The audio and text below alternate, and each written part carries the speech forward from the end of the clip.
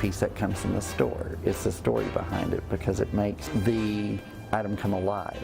From war memorabilia to this time punch clock from 1910, there's nothing predictable inside the Old Town Buda Antique Mall. We've had an electroshock therapy box from the Victorian era that worked. We've had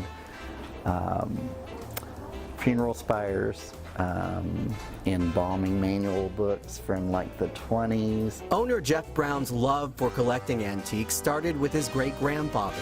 He would tell me stories of being in World War I and World War II, and he actually had artifacts and pictures to show.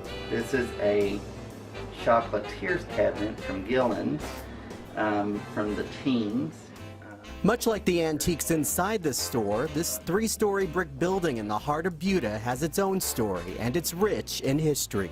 Built in 1915 by successful businessman Will Barber, it was the only three-story building in the area. When I took it over, you know, it just looked like a storefront, three-story storefront.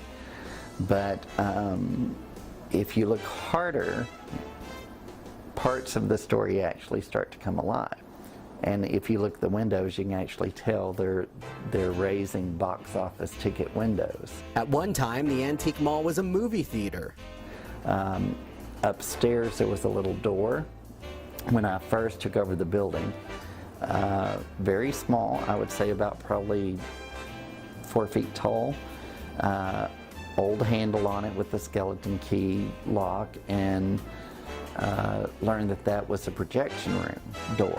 It's an easy thing to miss, but if you take a closer look at the brick on the outside of this building, well, it tells its own story. There's two little windows up in the front that have little signatures and dates on them on the brick outside.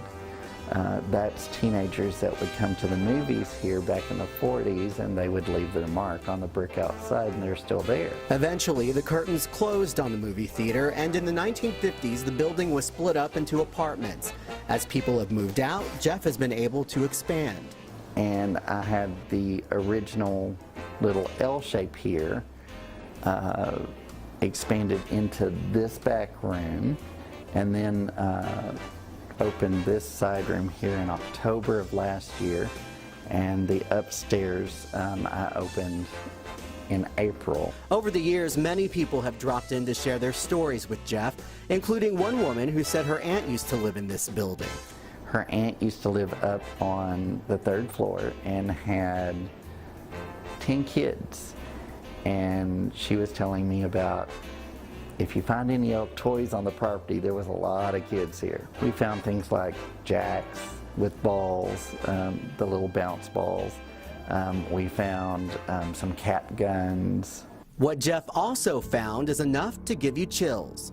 I did not believe in spirits or anything in the supernatural realm until I took this place over. The very first week, we had a mirror that was up on top of a vanity, and it had a lot of crystal vases in front of it, and when I came in the next morning, it was moved in on the floor, leaning up against the wall with the crystal vases still intact.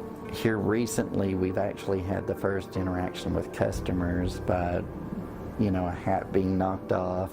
Nothing violent or anything like that. They just kind of want you to know they're here. We've had pictures fly out into the middle of the room, not at people again, but just kind of, again, wanting you to know they're here and catching you off guard. All of that activity attracted the attention of Got Haunts, a paranormal investigations group. I was here with them overnight, and I actually saw a chair move probably about over the course of 5 minutes, I would say, move approximately a foot. On the Got Haunts website, there's a whole section dedicated to the Buda Antique Mall, along with the investigators' findings. They claim that their recordings captured different voices, like this one.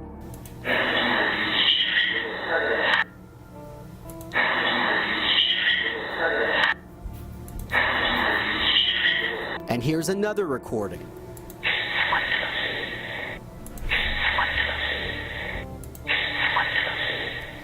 Whether you believe in the supernatural or not, there's one thing that is certain. This historic building carries an abundance of memories. And Jeff recognizes its significance for the land of the living and for those who have passed on. It's kind of funny because every night when I go home now, I'll leave the music on for them and I'll be like, well, y'all have a good evening. I'll see you tomorrow.